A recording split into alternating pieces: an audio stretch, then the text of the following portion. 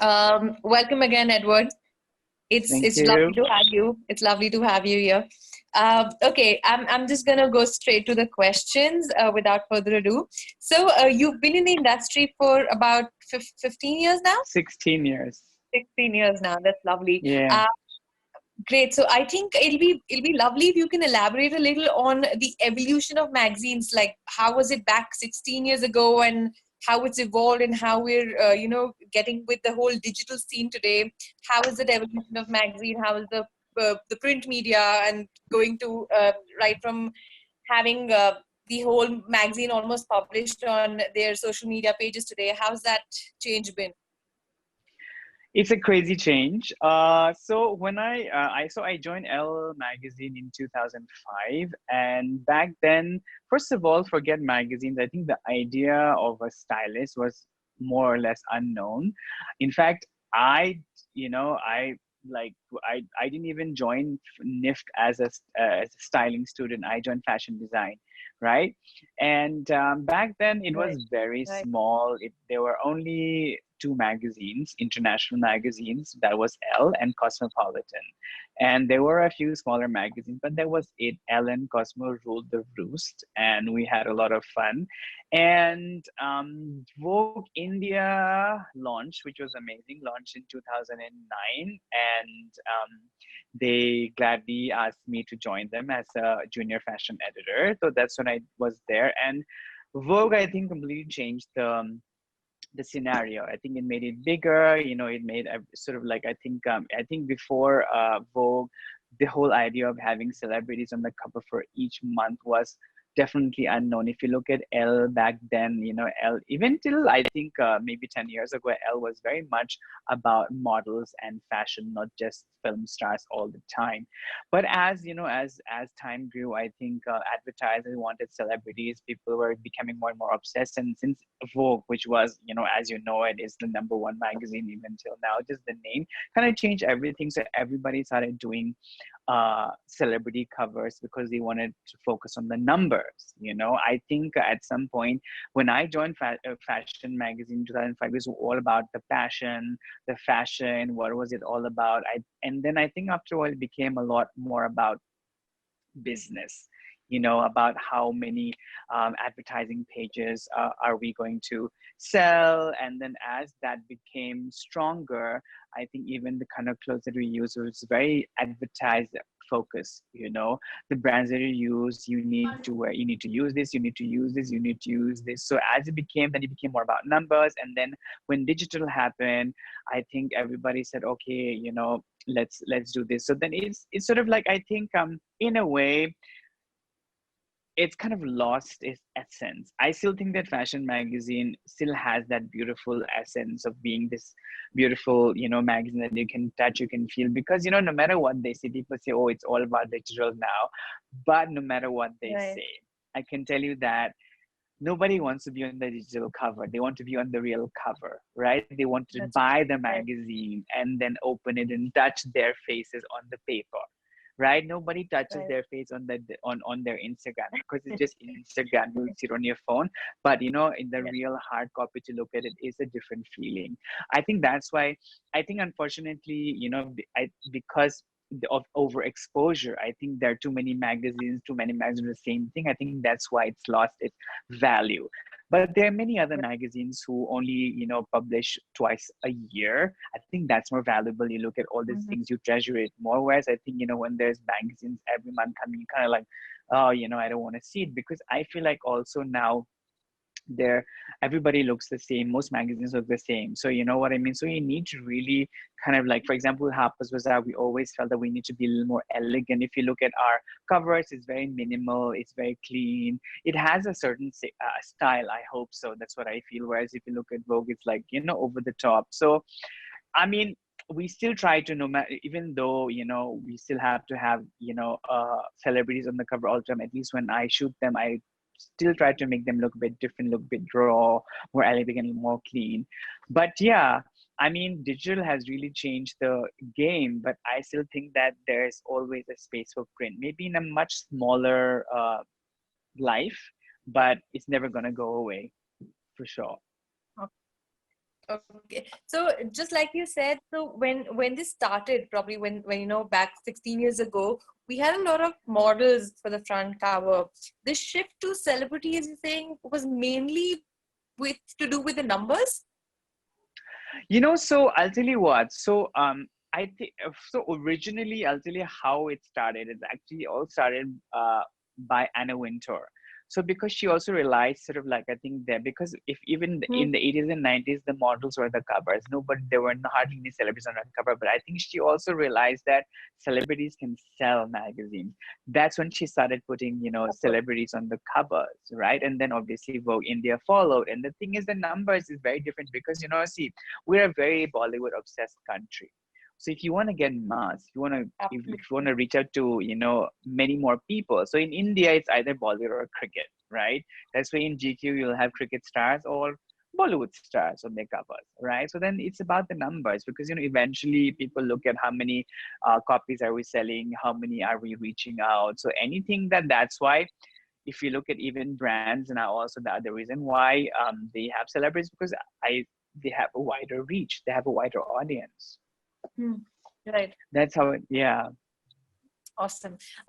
Was this when you joined in, like you joined in as a fashion editor, as a contributing fashion editor?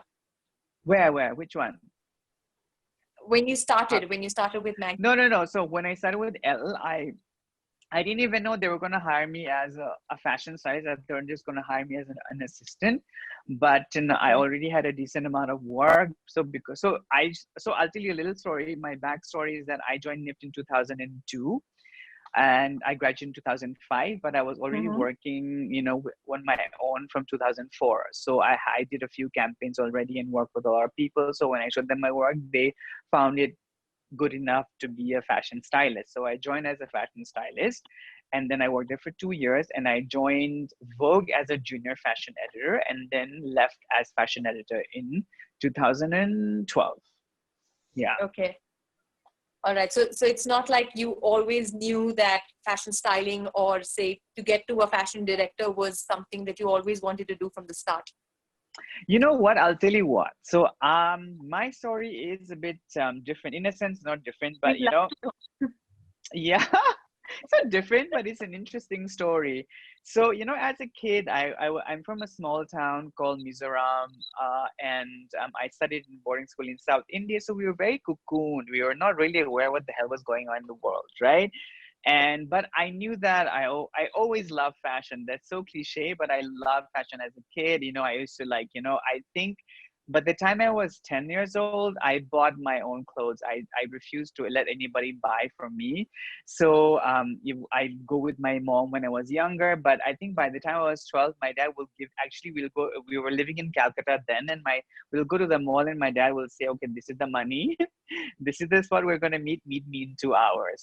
So I used to just go and buy my own stuff. So I always loved it. I loved clothes. I used to like, I didn't even know then, but I used to style my cousins, change them, make them wear different clothes. So I always had that in me. But obviously, there was no such thing as, oh my God, fashion or whatever. So I was a good student. So I just followed whatever my dad told me. And he said, okay, you're a good student. Why don't you like any parent, engineering or, medicine? So I was in school in my 12th year, and then I think by then a lot of my classmates are applying to colleges, universities abroad, and there were a lot of prospectors, brochures coming in. So I just wanted to curious to have a look what was going on. That's when I found these fashion design courses, or there were like these fashion colleges, which had all these things. So I was very intrigued and curious about it, and but I still don't know whether there was anything like that in India. Mm-hmm. So by then I had lost complete interest in my studies. I hated science. It was horrible. I nearly flunked all the time. So I barely managed. I was like, this is really not for me. And luckily, they got a career counselor to come to speak to us. And I had told him that, this is what I want to do. I think fashion is my calling, but I don't know what to do. So he said, you know what, there's a fantastic college called NIFT in New Delhi. It's amazing. All the cool kids go there. That is your place. I was like, wow, what is this? So obviously I told my dad, and my dad was like, okay, no, that's not the plan. But he was kind enough to send me the prospectus. I was very excited. So, but obviously he didn't allow me to apply for, admission. So he finally told me that, I said, listen, I told him that, okay, I'm not going to do medicine. This is not my thing. So he said, okay, he struck a deal with me. He said, okay, you get a degree, a college degree, whatever you want. At least that's a backup. And then once you finish your college, you can do whatever you want. I'll set you free. So I said, okay, fine. So then I came to Delhi, went to college. And on my second year, I think my friend was applying to NIFT. And I said, okay, chalo, let me, kind of train myself. Let me apply so that by the time I apply next year when I finish college, I'll be able to, do it well. So I applied and, we gave her exam. It was so funny. So when we gave her exam, we didn't even know that they had to, there are two exams, right? One is the aptitude test when you have to fill up those things and whatever. I didn't study, but I kind of like just stick whatever I could. And then the afternoon was a creative exam and you have to have colors. We were like, oh my God, we didn't carry any. And all these kids, kids were carrying these fancy colors, paints, and oh my God, like 100 colors. We're like, wow. And then we were like, oh shit, what do we do? So then we went to this small shop and he had this color pencil, this those old Natraj color pencils. So my friend bought the small one. I was like, let me at least get the long one. So I got the bigger one. And then that's how I gave my exam. And then, I got through that, and there was, a creative test. And then there was an interview which I had to go to. And then I went there.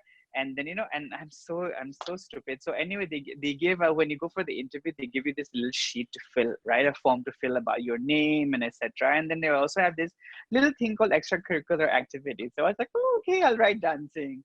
So I went in, they said, oh, so you like dancing, you need to show us. I was like, oh my God. So I actually danced in my interview, Anyway, so then after that, really cool. Oh my God, yeah, when I think about it now, I had lots of guts. Anyway, so finally when the results came out, I had gotten through to NIFT Delhi, and I was like, oh my God. And back then, NIFT was the only college that was good. So I told my dad, I know I promised you this, but I don't even, it's very difficult to get through NIFT Delhi. The center is the best. So you have to let me go. So he said, okay, go then. So that's how I started that's how I started. Sorry, go ahead. Yeah, I'm saying that's how I first started my my fashion journey. And I got through fashion design. Then unfortunately the first semester I realized, oh my God, this is not what I want to do.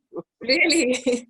Yeah, isn't like fashion design wasn't something I really enjoyed. It wasn't something I was like, oh my God, I felt I was good at, because ever since a kid, I always believed in doing something well or not doing it at all. I just like that. I don't want to be like mediocre and be like, oh, okay, I'm half-hearted about this. So I was like, oh my God, I don't think I'm going to be a good designer. What if I'm flop, So, but I don't know how it happened. I just figured out that styling was my calling. So by the second semester, I kind of worked towards it. And then, I don't know, again, how I feel it's my destiny. It's in my destiny to be where I am. And I think some friend of mine had this gig as a backstage helper where you help the models to change clothes during a fashion show. So we're like, okay, we'll also do it. And then we were so happy because we're like, oh my God, we get to be in a fashion show. We get to be at an after party, free alcohol. We got paid. We were like, oh my God, this is amazing. We were so happy getting paid 700 rupees for a show. We were like, oh my God, this is it. This is our life. So then I made a lot of friends with the models, and models introduced to photographers. So that's how I started working even before I got out of college. Awesome. Yeah. I was just about to ask you, did you never want to go back to designing? I was just going to ask you that. I have a lot of friends who are designers, and I know how horrible they feel dealing with the karigars and the, unions and all these Course, things. They exactly. strike, Yes. and I was like, if somebody can take care of that, I might think about it. But I feel like, I'm much better working with clothes when it's ready, when it's made already. I like playing with that more than fabrics. Even if Right. it's fabrics, I like Right. to drape around here and there, but like designing, like, yeah, wearable clothes, I don't know. I don't know yet. But I feel like I'll be better at designing shoes. That's what I Really? eventually Wow. want to That's do. interesting. That's Yeah. interesting. I'm It's obsessed with lovely. shoes, both women's wear and men's wear. Of course, women's wear Wow. I don't wear it, but I appreciate it. And I'm obsessed with shoes. I have so many shoes. I don't even remember how many I have. So yeah, if I ever do get into design, I think it'll be You shoe should. design. Yeah.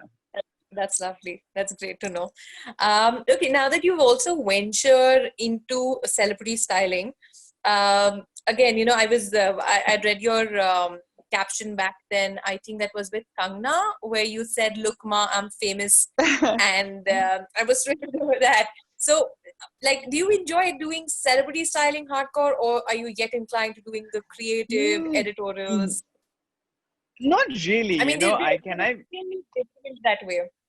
I'll be totally honest with you. I mean, I do mostly celebrities because of the money and because of the kind of, uh, not attention, but the kind of, yeah, attention in a way, I guess you get Exposure. from, exposure from clients or brands or whatever, because definitely, you get, but the thing is, I'm not very big on that because celebrities working with them, they have they all are very opinionated, and it's not really, you try to do it, but eventually it's what they want, what they feel comfortable, and not everybody is willing to, sort of like, have this change. But the only person that really worked with was actually Priyanka Chopra. That was, I think, my first big star that I worked with for a while, but also back and then I worked with Priyanka mostly for her ads. I never did a lot of events with her, I did so many of her ads at some point. And but I enjoy working with designers. I enjoy working with brands more. I love doing fashion shows because you kind of like involved from the beginning of the collection, to see that in a model, the movement, the music, the hair and makeup. That's what makes me really happy, you know? That's nice. Definitely. Yeah. I'm more of a fashion person than celebrity. And I feel like celebrity stylists are a dime a dozen now. Everybody wants to be one. It's good not to want to be one. That's nice. Okay, just before I move to my next question, Gauri, if we can just let the students know, like, if they have any questions, maybe they can start writing it down in their chat box so we can navigate it once we are done with the questions we have in mind. Definitely. In fact, the questions have started coming in already. Awesome. Okay, great, great. Okay, okay. So, Edward, my next question would be: what's been your most challenging project till date, whether editorial or celebrity, or even when you were doing, and also with which magazine? What has been your most challenging, and what probably that you have to share with the students here today? So I have thought about this question before as well, and I feel like there isn't one particular one that was like, oh my God, this was when shit hit the fan. I think, not every shoot, but certain shoots, sometimes the weather is not correct, or, sometimes things don't go right. So it can be challenging, and sometimes you're shooting in 50 degrees heat for a brand, so all these things can be challenging. You're lugging 10 kg, 20 pieces of suitcase sometimes. And there, when you, for example, I did this very big shoot for Condé Nast Traveler Russia. It was my first international magazine. The big model had come from Ananda, we were shooting in Ananda in the Himalayas. It was like a big story, so I was very excited about it. We had called all these amazing clothes from Prada and all these brands, and it got stuck at customs the whole time. So I only had, like, I think two brands. I think it was the Dior and Cavalli, which finally came, and we had to work with that. We had to work with local saris, but the people, they were very nice and helpful, and they were very understanding. So, but that was very stressful. I think the biggest stress, especially when you're doing a fashion shoot, is when your clothes don't come. The stress, Yeah, and yeah, yeah, yeah. The coordination sometimes, with designers is yeah, yeah. Yeah. And sometimes, you're doing your ad campaign with a celebrity. I remember once we were doing this big brand with Priyanka Chopra, and then we were, I think, shooting 2 days before, and I had got like all these gowns made, in different colors, and they changed they said they wanted only in red.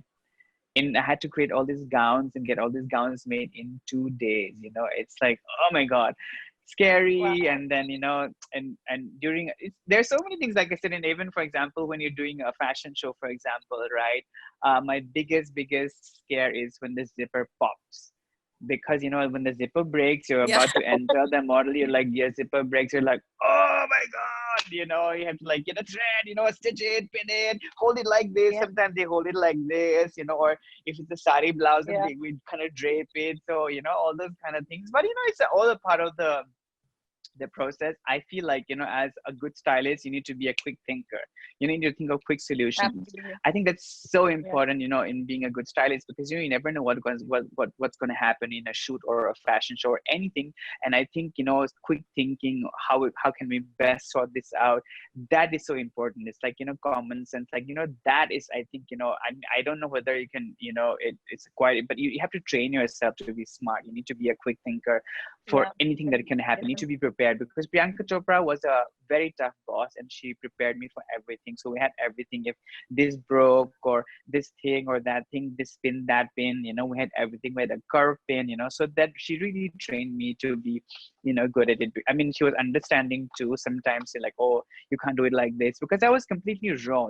She was the first celebrity that I really worked Absolutely. with. I had Yeah. no idea what she was all about. So I just came like this. I didn't even have an assistant. I was so stupid. But first job that I did with her, I was that raw. But yeah, it worked out. Worked, I think, for like 3-4 years.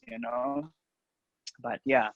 So yeah, you learn by the job. I think it's so important to to be there on the job, because I what I really wanted to say as well, and many times when students assist this stylist, I think they don't understand that that you have to learn what they're doing. Just assisting blindly by taking this from that is not going to help you. You need to really know what that person is doing. You learn from what they're doing, the small tricks that they're doing. That's why you assist people, not because you just want, it's about that. You need to be very sharp.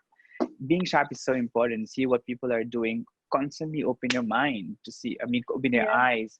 What are people doing? How can I improve myself? And again, so and you never stop learning. I constantly think of how I can improve myself more. Even I tell my assistants even now, like, you need to improve. You need to learn how to improve. See where you can improve yourself. That kind of stuff. And the funny part here is that when you're looking at it, whether it's a show or whether it's a shoot, everything is so flawless that you just cannot imagine how chaotic it may have been to put everything together. Oh my God! Sometimes they're chaos, especially a fashion show can be so chaotic. Sometimes, uh, shoes are breaking, and buckles are breaking, and many times when you do a fashion show during fittings, designers don't get the exact garment, and Yeah, suddenly yeah, when the girls are changing, you go, oh my God, my skirt is too short. So you have to think like, oh my God, quickly change it with this girl. Later the designer, like, I don't care, I'm changing yeah, everything. yeah, So yeah. you have to really think at that moment, how can we make this better? That's the Yeah, the sign of a presence good of mind is stylist. really important. Yeah, presence of mind, absolutely. Okay, so with a lot of styling students, there's one question that, especially the ones who are more inclined to editorial styling. So usually in the credits, when we have, so one's a fashion stylist, then we have a creative director, and then we have the art director. If you can just, elaborate on the difference in the roles that each of them have to play. Yeah, okay.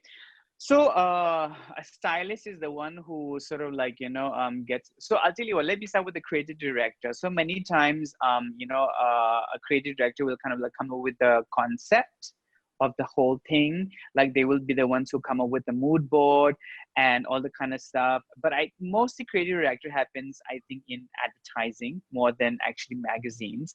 Most magazines, the stylist will come up with the idea, with the concept and all that kind of stuff, but maybe under the direction of a creative director. But it's mostly the stylist of the shoot that is overseeing everything. It's the sort of like the stylist is the one who's sort of like, you know, getting the photographer, the makeup artist, building the team, sort of like briefing them on that whole subject, right? So usually a creative director, if she's in he or she is in a magazine, they've been promoted from art director to a creative director. So they're more or less still doing the same job. So art director is basically the ones who are doing all the layouts, if the image is correct, the color correction, to make it look, how do we make these photos more dynamic by making the layout different. So like the creative art director is the one who's responsible for the whole magazine, how the magazine looks, you know. So the creative director also is similar to that. Whereas in a shoot, it's mostly the stylist who's overseeing, who's like the creative director in a way, you know. So as the word says, just the creative director, creative direction. That's mostly it. But many times, you know, a creative director and a stylist will kind of work together. And because obviously creative director sees like the bigger picture, you know, sometimes when you're so focused on the clothes, sometimes you might, like for me as well, I really want to focus on the clothes sometimes. So I would get a creative director so to kind of like direct the whole shoot, you know. So the creative director is like a director who kind of like directing everything, how the model's mood is going to be, how the pose is going to be, the kind of feel the mood, and then I kind of come in as like the one creating the clothes, you know. So that's I would say basic difference between these two. Yeah. So everybody works together because the art director will also, especially for a cover shoot, the art director will be there to make sure that, you know, the angles are good, the crop is good, all the kind of stuff. Yeah. All right. And when you're saying about curating concepts, do you think, you know, magazines have, or as a creative director, there's, you know, as much, if not more, creative liberty to choose and curate concepts while shooting with a celebrity, maybe for cover shoots or otherwise? I think they have more creative freedom when working on a fashion shoot more than a celebrity, like I said, because, you know, when you're working with celebrity, not everybody, most of them want to look pretty and look how they are. They don't really want to experiment. There are very few, you know, actors or actors who want to really experiment. So I think it's more safe, like when you work with a celebrity, because you still also, you know, most of the time they give you 4 hours to finish everything, right? Wow. Which means that, yeah, exactly, most of the time they will give you only 4 hours. The nicer ones, or the slightly smaller stars will maybe give you 6 hours, but now they've learned from the bigger stars that they will only give 4 hours, you know. They've spoiled them. So back then there was nothing like that, but now they all want to finish in 4 hours. They have no patience. So you have to really think of something that is quick and easy, you know. So anyway, I don't like over the top things. I like simple things, so it's worked for me very well. But yeah, so like there's not a lot of freedom, because like I said, they want their hair in a certain way, I want my eyes like this, and you know, there's less creative freedom with a celebrity for sure. Uh, for a couple of students who probably are more inclined towards, say, only celebrity styling, do you think venturing into celebrity styling through editorial is a great idea, or it's a total different approach? You know, I think I that's a difficult question actually. I think see, for me, I always say it's always good to have a fashion background, a fashion magazine background, because really you're sort of like, you know, understanding the clothes, the fashion, because you're still, when you're working with a celebrity also, you're still calling in all these clothes, right? So then also I forgot to mention, a fashion stylist also is sort of like a mediator, right? You know, that person is also sort of like, you know, you have to be in good terms with the PR agencies, because they're the ones giving you the clothes. You need to make sure that you're friends with them so that they give you the nice, because everyone is fighting for the same samples, that beautiful dress that everybody wants. So, but if you have a better connection with this person, then that person might give you that dress over the other stylist. So it's so important to maintain good relationships with all these brands, PR companies and brands, you know. So, I mean, I don't think there is any such thing as, oh, but this is the only way you can do it, because a lot of celebrity stylists who are now assisted other celebrity stylists. You know, for example, Ashlina assisted Anaita forever. Mm. Tanya Ghavri, I think assisted Purnia Qureshi for a while. So they all kind of like, were in that environment already. So I think it's easier because you already connected to the film industry. Whereas in a magazine, you're not so connected to the film industry. And the film industry is a very close knit, community. Yeah. They don't let people in so easily. So if Yeah. you really want to just do a celebrity styling, I think it's better to assist somebody who's a celebrity stylist already. Yeah. Also, I think while you're working, I think that journey just prepares you for the, for while you're working, with For how the it'll be. tantrums. Yes. For the tantrums and the pressure and like the hours that you have to finish all your Yeah, work in yeah, yeah, until yeah, yeah, working yeah, in yeah. the Absolutely. magazine. Yeah, yeah, yeah. You can take that pressure. I think you're just set for the industry. Yeah, you just need to be able to take all the pressures possible. Yeah. Great. Okay. So my next question for you would be on the importance of a portfolio while you're applying for editorial jobs. So whether it's art direction, whether it's styling, whether it's as an intern for fashion, as a fashion editor, what do you think are the basics that a portfolio should have? I mean, I feel like many times when I see kids,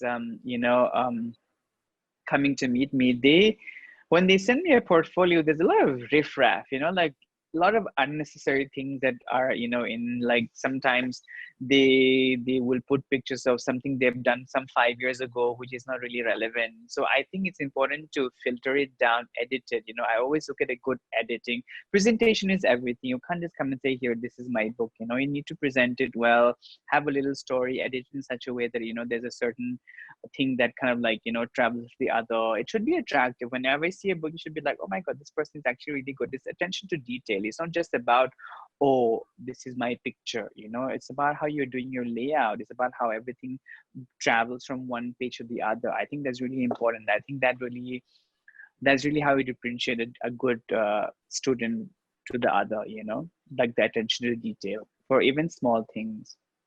Right. Right. Is there a particular way, that at Harper's you'll identify young talent before you'll are taking them in? No, not really. And many times, they all start, I mean, because see, when you're starting out, not everybody has a signature style already. I just look at a basic, good sense of, fashion and, something like a good sense of a picture, I guess, in a way, So then you build from there. And sometimes they don't work out, then they leave. I've groomed a lot of kids, in my career. And, I mean, I don't really know. Somehow I kind of know who will work and who won't. I think I have that Definitely. intuition. Yeah. Awesome. Great. Thank you so much, Edward. I think we should start opening questions with the students as well. Gauri, do we have? Yes, perfect. So, Edward, I do have a lot of questions from the students, and just for all the students to know, I'm sort of summarizing them. I see the chat box is quite populated with your questions. So, I'm not going to call out your names individually today. I will just sort of summarize your questions one by one to Edward, and Edward, maybe then we could sort of address those for our students. Sure. Great. So the first question reads, in today's day and age, we don't want to repeat our outfits and don't wish to post the same pictures in the same outfits on social media. As a stylist, how can you change the mindset and bring sustainability into the picture? I think that's the job of a stylist. No, I mean, like, if you don't know how to, kind of recycle your outfit and you want to buy a new outfit every day, then you're a failed stylist. I think, the job of a stylist is how to make an outfit look interesting, maybe 10 ways of how to wear a dress or whatever. I think that's what one should be doing instead of, just posting, a different outfit every day. I mean, I think that's absolutely, unsustainable, and especially in this day and age, one should be thinking of ways to wear the same garment in different ways. I think that's so important. Right. Thank you so much. On that note, there's a second question here, which is a very common question asked to most industry insiders, which is how to proceed as a freelance stylist. And this will be very important coming from you, Edward, because we have kind of understood your journey, and students would love to know that, right now they are within their classrooms. Once they complete their curriculums, or perhaps from the second semester onwards, what is the kind of journey you suggest that they should be following? It depends on what you really want to do, right? I mean, the most important thing is not being shy to approach people. Not being shy to approach people that. So you obviously need to do research on whose work you like. For example, I think that's the most important thing. Whose work do you follow, and then try to see if the person has any opening in their office. Intern with them, see if there's any internship available in magazines. So it's basically need to keep. I need to really, because it's a very very saturated industry at this moment. There's so many people getting out. So like it's really about how you're standing out, how good you are. So you really need to like make yourself a bit special, I guess, in a way. So you need to, and if somebody doesn't respond to your email once, keep emailing. I get so many emails, but sometimes when you check it. So in a way, it's a bit of luck, but I think it's also perseverance. So you have to keep pushing. You need to, if you see somebody at Fashion Week. I have a lot of kids who come up to me and say we want to intern or we want to assist. So so that's the start. Don't be shy to approach people. I mean, not all the time when they're busy, but if you think that somebody is sort of like free for a while, just approach them and say, hey, how do I do this? How do I go about it? And then I'm sure they will give you a way to connect to them. But you have to really push yourself because there's so many out there. Yeah, you need to really stand out, I would say. Right. And if a student's looking at getting an internship at Harper's, let's assume, is there a certain protocol that they need to follow? So, Bazaar, I think doesn't hire a lot of internships all the time. So Harper's Bazaar will hire about 2, 3 interns for a span of 3 months, right? And then that's basically sending emails uh, to to Bazaar. I'll give you an email after this because I don't want to. It doesn't make sense to just say it. So my team, my fashion editor Smriti, she's the one who kind of like looks at all the internship application, and it's usually for 3 months. But we're not. They're not always looking. We're not always looking for interns because they last for 3 months, right? But sometimes interns don't work out, and sometimes it's about keep trying it really. Surely. Thank you so much. And what does a day in the life of a first fashion director look like? That's a very unglamorous, unfortunately. You're lugging sometimes 10 suitcases of clothes, and you realize that none of the clothes fit. That's a typical life of it's like there is no typical day. Some days are good days when you're working every day. Some days you're just staring at the computer. But it's nice because there is no day is the same, because sometimes you're perhaps like traveling business class to a Gucci a resort fashion show in Rome, or one day you're traveling to Jaisalmer by road in a very dingy car because you're doing an ad campaign for a brand, or you get out in the sun and get burned in the 50-degree heat. So every day is different, but I would never have it any other way. Right. Great. And we do understand that you were a designing student who moved into an editorial space. So we do have a few students here who are also asking that how can a student navigate into the styling space provided they've studied design before? Again, I think the important thing is to assist. Even my assistant right now, who is assisting me, she didn't study fashion design. She did fashion communication. But like I said, so you kind of figure out who you want, who you like, because the first time I met her, I thought she was really flaky, and I was like, this girl is not going to survive too long with me. But this is her third year now. Right. But it's just about I feel like it's not about so much of a qualification. I think that's why there's so many stylists anyway now. But it's about like I think you really need, first of all, don't join magazines because of the glamour. Like I for me, I had no idea, like, in a sense, about the glamour part of it. I love fashion and I want to do something with clothes, play with it. That was my thing. There was never about, oh, I want to work with this celebrity, or oh, I want to go to this fashion show. It was nothing like that. So you need to set your priorities very clear. Why do you want to do it? You know, it's so important. Like you, like, don't think of the sort of like the superficial part of it, you know, because it's just that, it's superficial, but there's so many other things that you need to do apart from that. And being hardworking is definitely one of them. Being persevering is definitely one of them. You know, having no ego is definitely one of them, because you might be told this and that. If you have too much ego, you're not going to survive. So being humble is very important. But you know, so it's not just about having a qualification, it's about how good you are at it. You know, everybody can have degrees, but how you stand out is how good at your work, how good you behave yourself at work. Are you helpful? Are you just, when you're an assistant, are you helpful? Are you just sitting around? Do you need to be constantly told what to do? You know, I always tell my assistants, for me to work, for you to work with me, you need to think 5 steps ahead of me, and I think 10 steps already. So that's a sign of a good stylist. And when you see that, you see the potential. Anybody who you work with will also groom you, you know. But if you're just sitting around lazy and expect things to be told and done, nothing's going to happen. It's a very, very competitive world. You know, it's really, especially now, I think it's survival of the fittest. And to me, I still think there's so many mediocre work around as well, because they tag themselves as celebrity stylists and, oh, this is it. But you know, I think you should be true to what you want to do, true to your work. Good work will always find some attention from somewhere. I think so.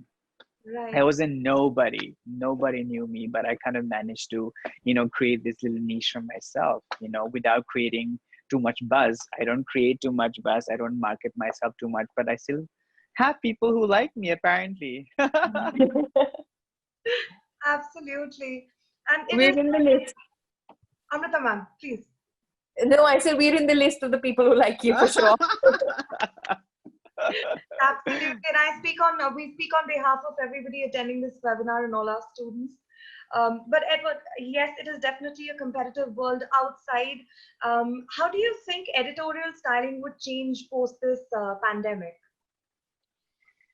Well, it's tough to say. You know, I think everybody has their predictions, but we'll only know when it happens. I feel like everybody's a bit scared now what to do. So I think editorial styling, in a way that how we used to, I think is not going to happen. I think in terms of how we even feature clothes, I think we're going to think about, like, already we're thinking about how to, because you know, I think magazine generally has always been about buy, buy, buy, buy, buy. This is that, this and that. I think we need to change to, okay, how do you rewear it?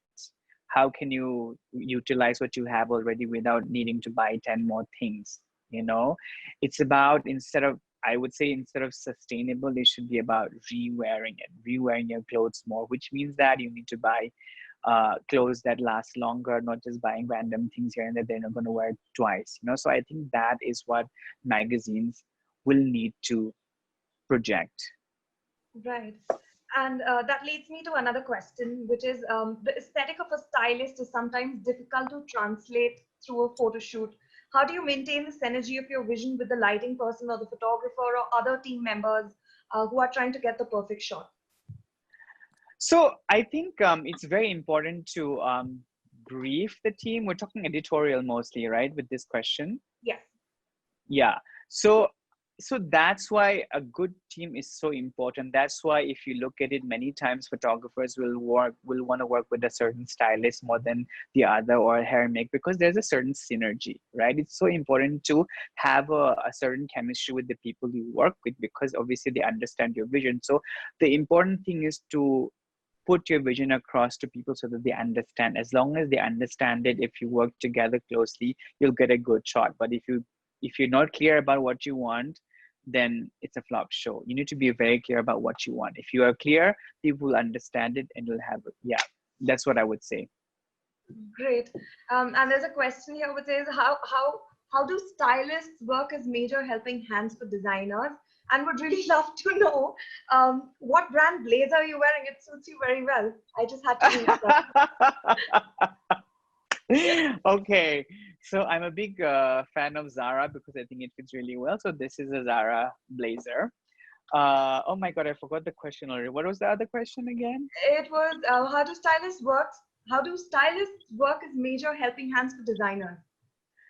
You know, you know, this is something that yeah, definitely, the thing is, when you're a designer, right, you're so close in what you're designing, so sometimes you need an outside perspective.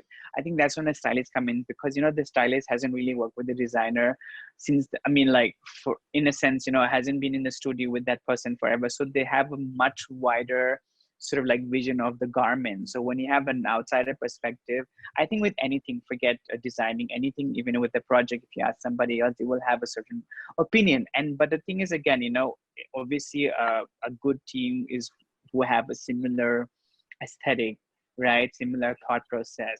So I definitely think, I mean, I love working with designers. I have a few who have been working with, some of them I've worked with for 10 years. We're still going strong. So it's about that. And it's definitely stylists and designers, I would say, go hand in hand. They play a major role, I think. Not so much in India yet. I think many, especially our older designers, they are so used to doing things on their own, they still do it. But I think the younger lot are much more open to different opinions. Of course, everyone will get a bit defensive because you've created this baby and you want everybody to say, oh, I love it and this is amazing. But you need, criticism, and that's when a stylist comes in. Right. And in terms of styling as a career, which is a more prosperous sort of aspect to take through? Would you say it's personal styling, or styling for editorials, or styling for celebrities? Editorials has no money, I can tell you that. But editorials you do because you want to show your work to people. You need to show especially when you're starting out, you need to have a solid work, so you need to show people. So if you have, that's what people do. And that's why, people do it without getting paid. All these photographers, they paid half their rate, commercial rate, but they still it because their name is there, it's their work, so people see it. It's so important to that's why it's important to start with a magazine, because at least you have a good solid workbook for people to see. Whereas if you just work in ads, which obviously will give you more money, but people really don't see it, because an ad is not your baby, it's other people's baby. And it's very, very, very, very few commercials will let you do what you want. So that's where editorials come in, to show your potential, right? But if you just want to make money, I think maybe doing celebrities is the thing. And how necessary do you think it is to get formal education in styling, particularly in fashion or luxury? And is it necessary to have like a specification in styling in order to become a journalist? Oh, I think it's completely different. See, a fashion editor I don't write. I don't have any clue of writing. It's not my profession. So I think if you're going to get into writing, you need to study journalism. It's completely different. Whereas, what was the other part of the question again? Sorry, I just blanked out. And is it necessary to get formal education in fashion or luxury in order to write for fashion? Yeah, I mean, if you're going to write about fashion, I mean, you need to understand fashion. You need to have a background in fashion. What if I ask somebody who does, who only covers business to write about fashion, they would not know anything. The same thing, if a fashion writer suddenly was asked to write on business standard, what the hell would that person know? So I think always having a good education, a background is important, because for example, even with NIFT, right? I mean, it really groomed me to be who I am today. I might not be designing, but there were a lot of other things that we studied, about fashion, about different eras of fashion. There was a lot of history. We studied a lot of fashion history, pop culture, so that's how it grooms you. It's not like even fashion design, there was pattern making, which I hated, but there was a lot of other things that also made me more knowledgeable. I didn't know a lot about designers, international designers, people who they were, but the college had a huge wonderful library which I always went to, where I looked at all these designers like Alexander McQueen, John Galliano. Those were the big stars during my college years, and that really exposed me to what was happening outside. Right. And speaking of designers, who are your favorite designers? Oh my God, I have so many.